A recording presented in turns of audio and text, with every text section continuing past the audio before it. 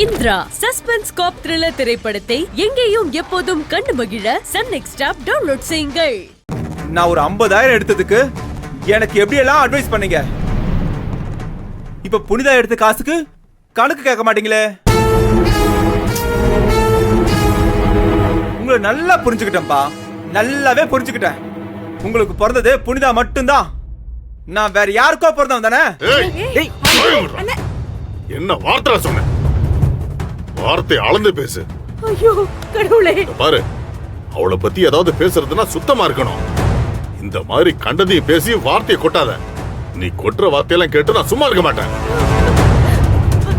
மாப்பிள, அவன் கேட்டதில் ஒன்னும் தப்பு இல்லீங்களே. இப்படி தோளுக்கு மேல வளர்ந்தவனா இப்படி எல்லாம் அடிக்கலாமா? ரொம்ப தப்பு மாப்பிள.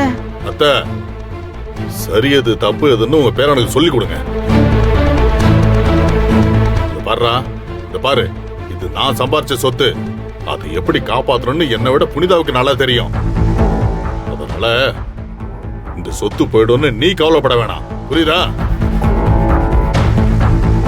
அவ்வளவு பெரிய தொகையை அமுதாவுக்கு சும்மா எழுதி கொடுத்துருக்க மாட்டான்னு எனக்கு நல்லாவே தெரியும்.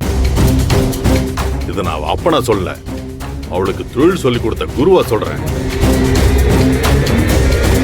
எதையும் முழுசா தெரிஞ்சுக்கிட்டு பேசு. ஆணவத்துல வந்து பேசுன என் பதில் இப்படிதான் இருக்கும்.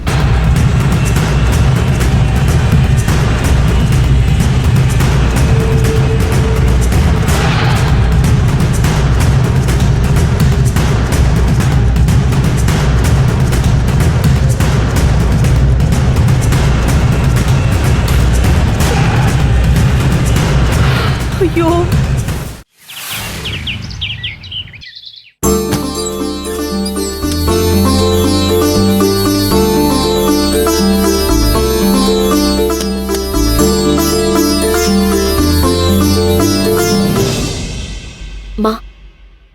நான் ஆசைப்பட்ட மாதிரியே கனடா போய் படிக்க போறேம்மா. அந்த பணத்துக்கான செக் தான் இது. என்ன ஆசீர்வாதம் பண்ணுமா.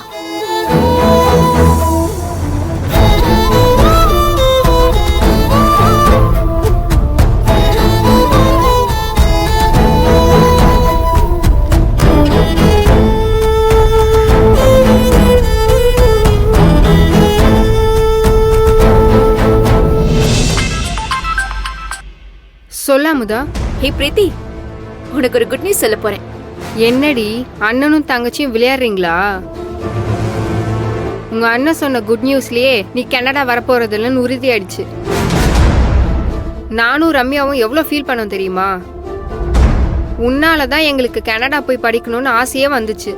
இப்ப நீயே இல்லன்னா எப்படி? நான் இல்லாம நீங்க கனடா போடுவீங்களா? நானும் தான் வரேன்.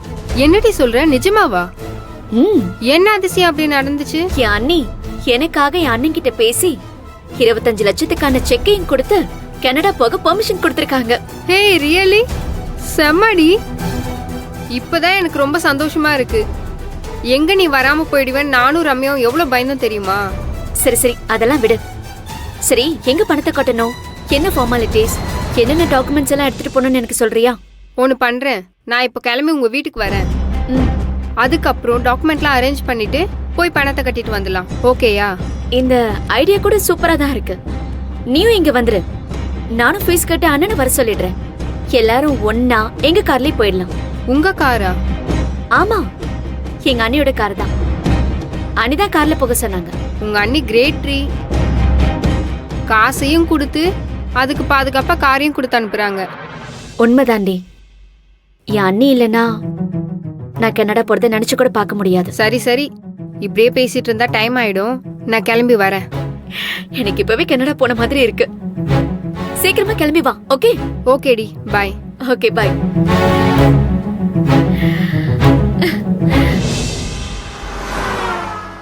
அக்கா, டென்ஷன் ஆகாதீங்கக்கா. அவனை பத்தி நமக்கு தெரியாதா? இவன் மட்டும் ஏன் சரவணா இப்படி இருக்கான்? ஏற்கனவே கபிலன் அமுதாவுக்கு பணம் கொடுக்காதன்னு சொன்னாரு.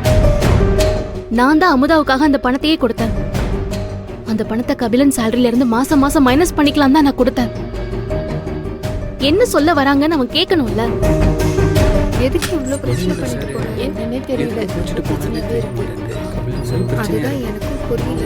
இது பெரிய பிரச்சனை எதுவும் மைதிலி, சொல்லுங்க சார். ஏதாவது பிரச்சனையா என்ன? அப்படிலாம் எதுவும் இல்லையே சார்.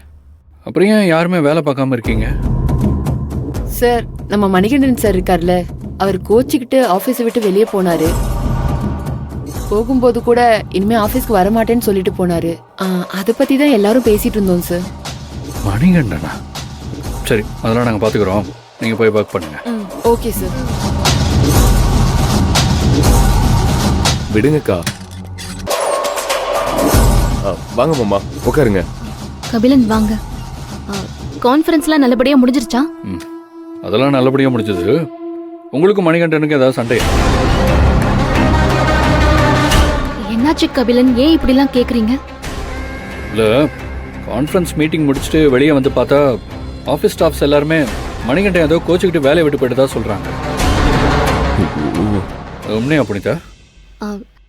கபிலன், அது வந்து நாம் அதை பத்தி அப்புறமா பேசிக்கலாமே. சரவணன், என்ன நடந்துச்சு நீங்களா சொல்லுங்களேன். நீங்க நடந்துக்கிறத பார்த்தா ஏதோ பெருசா நடந்திருக்கும்னு நினைக்கிறேன். இல்ல, அது இப்ப நீங்களா சொல்றீங்களா இல்ல மணிகண்டனுக்கு நானே ஃபோன் பண்ணி கேட்கட்டுமா? ஐயோ வேண்டாம் மாமா இருங்க மாமா. அதெல்லாம் ஒண்ணு இல்ல மாமா. அக்கா அமுதா கனடா போறதுக்காக 25 லட்ச ரூபா செக் கொடுத்தாங்க. அமுதாவுக்கு கனடா போறதுக்கு செக் கொடுத்தாங்களா? இதெல்லாம் எப்ப நடந்துச்சு? இல்ல கபிலன், இப்போதான் அமுதா வந்து பணத்தை வாங்கிட்டு போனா. அவளுக்கு இத பத்தி எதுவுமே தெரியாது. நான் எதுக்கு கூப்பிட்டேன்னு கூட அவளுக்கு தெரியாது கபிலன். இங்க வந்ததுக்கு அப்புறம் தான் செக் கொடுக்க கூப்பிட்டேன்னு அவளுக்கு தெரியும். அப்போ மணிகண்டன் வேலை வேணான்னு ஆபீஸை விட்டு வெளியே போனது காரணம் அமுதா தான் இல்லையா? மாமா, அக்கா மேல எந்த தப்பும் இல்ல. மணிகண்டன் தான் நடந்தது தப்பா புரிஞ்சுக்கிட்டு வார்த்தையை ரொம்ப அதிகமா விட்டான். அதனாலதான் அக்கா அவனை வேலையை விட்டு அனுப்பிட்டாங்க. ஏங்க, வேலையை விட்டு அனுப்பிட்டீங்களா? அவன் தான் ஏதோ கோவத்துல போயிட்டான்னு நினைச்சிட்டு இருக்கேன்.